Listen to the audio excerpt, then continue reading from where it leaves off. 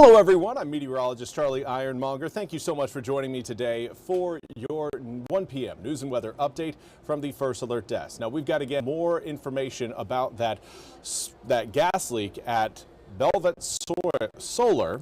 18 people, fortunately, have been hospitalized. Pitt County Emergency Management says that 18 people were hospitalized following an evacuation from Boviet Solar Plant on Sugg Parkway. Now, the evacuation happened after several employees this morning felt dizzy and lightheaded. Emergency officials say they were called to the plant shortly before 10:30 a.m. for a suspected carbon monoxide leak. The county says that ECU SMAT bus was deployed with a medical team along with a regional hazmat team based in Williamston. A WITN reporter at the scene says over 100 people have been evacuated from the plant and into the parking lot. Now, a company spokeswoman says they don't understand that some of their employees were affected by carbon monoxide inside the plant.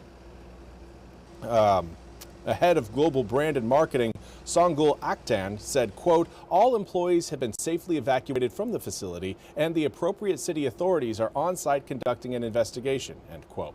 Now, he went on to say they're closely monitoring the situation and will provide additional information as it becomes available.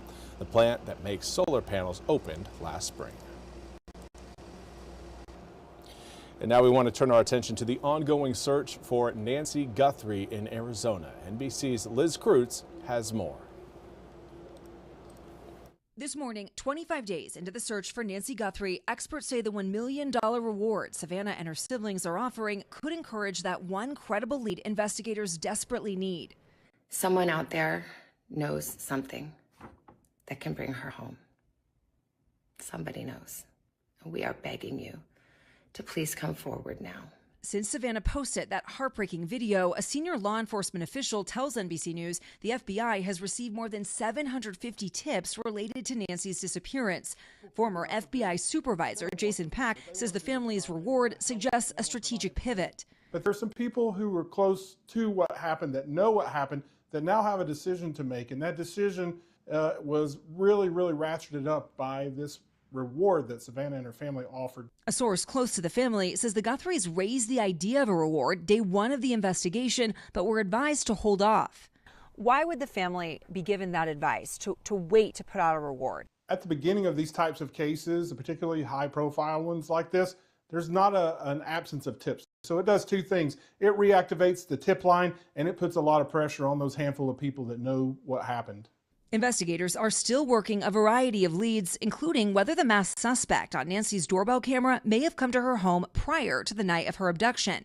2 weeks ago, neighbors reported they were asked to check their Ring cameras for footage from the evening of January 11th. We asked the sheriff about it at the time. Why January 11th? What were investigators asking about that day in particular? You know, they have a reason. I don't know that, but I know that they have a valid reason for that date. Public interest in the case shows no sign of slowing. Outside Nancy's home, a memorial growing with yellow flowers, hand-painted signs, and even mahjong tiles, one of Nancy's favorite hobbies. And that was Liz Kreutz reporting. We now want to turn to your weather forecast, looking at cloudy skies today, but we're not seeing a whole lot of rain out of those clouds. That changes tomorrow. We are going to be looking at, again, a wet and cloudy day for both your Thursday and Friday. But today, it's just cloudy and warm.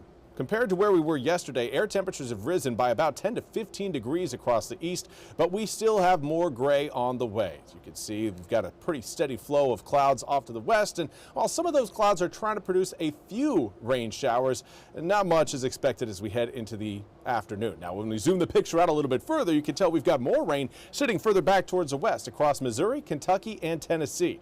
A lot of those showers will make it into the east as we head through tonight into tomorrow, but for now, relatively dry conditions throughout the east. 55 degrees in Greenville comes with a southwesterly wind at 15 miles an hour. Air temperatures in the mid to upper 50s throughout most of the east. A little bit cooler as you get closer to Virginia, but right now we are starting to see the 60s show up. We've got a 60-degree reading in New Bern, 61 in Stumpy Point, 59 in Jacksonville. And as we continue to hold these southwesterly winds, we'll continue to warm up. It's going to be getting again later on this afternoon into the low 60s throughout many inland areas. The chance of maybe a few sun breaks will also help out that heating. I don't anticipate we'll see much of the sun, but a few of us, again, will pick up a few little glimpses of some blue sky and maybe even some sunshine. Later on tonight, the cloud cover sticks with us, and that will keep air temperatures in the low 50s as we head from really midnight tonight all the way to 7 a.m. tomorrow morning. And then we just kind of repeat today, only to see a little bit more rain showers add themselves into the forecast. Do want to say hello to Elaine Nichols. Hopefully you're having a fantastic day and a dry day at this, because Elaine, tomorrow you're going to need an umbrella. Well, you might not need an umbrella if you don't mind getting a little bit wet, but rain showers will be present throughout the area coming up tomorrow. Start out with a lot of those rain showers in some of our more northern counties, north of 64 by 8 a.m., but then that whole line just sinks southward through the day. So if you wake up and you're not seeing rain in your area, just wait a little bit. You will end up seeing, again, some raindrops roll through. Also want to say hello to Sue Ann Gaskell Woody from Manio, along with Christine Dement. Thank you so much for joining me over on Facebook. As far as Friday goes, we are looking at more rain coming up as we head into the late afternoon and evening than what we'll have in the morning. Here's kind of a look at your full 8-day forecast. You'll note, again, rain chances come down a bit as we head into your Friday, but then pick back up again Friday night into Saturday.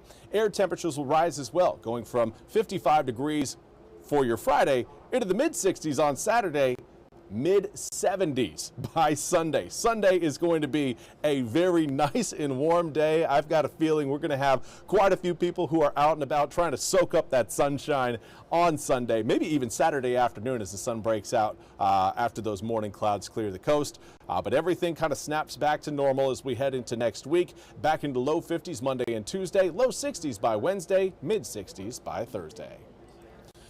Well, that's all we have time for today's 1 p.m. news and weather update from the First Alert Desk. I want to thank you all so much for joining me. We'll be back with more news and weather coming up at the top of the hour. Until then, have a fantastic rest of your Wednesday.